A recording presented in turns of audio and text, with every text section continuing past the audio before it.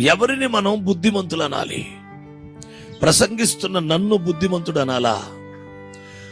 ఆరాధించిన సేవకుణ్ణి బుద్ధిమంతుడు అనాలా?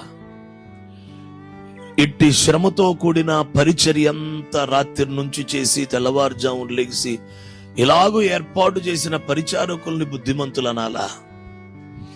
మీరు మోసుకొచ్చిన కానుక ఇచ్చి సేవకులు సేవ పోషించబడటానికి అర్పణలను మోసుకొచ్చిన మిమ్ములను బుద్ధిమంతులు అనాలా? ఎవరు బుద్ధిమంతులు?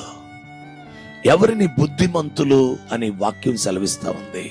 ఒక చివరి మెట్టు బుద్ధిమంతునికి ఏమిటంటే, ఆ పై మెట్టు వాడు శుద్ధి చేసుకుంటాడు. ప్రకాశించే అంత, నిర్మలమయ్యే అంత శుద్ధి చేసుకుంటాడు.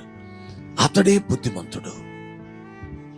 అంటే మనము శుద్ధీకరణ, శుద్ధి చేయబడుట అనేది మనలో గనక జరిగే ఒక స్వభావంగా, ఒక లక్షణంగా మనలో ఉండగలిగితే మనల్ని మనమే ఏమని ఎంచుకోవచ్చు అంటే, ప్రభువా నీ కృపను బట్టి నాకు బుద్ధిస్తున్నందుకు వందనాలు.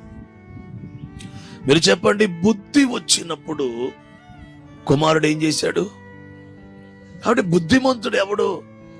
దేవుని చిత్తంలో, దేవుని ఉద్దేశాల్లో నడిచేవాడు బుద్ధిమంతుడు.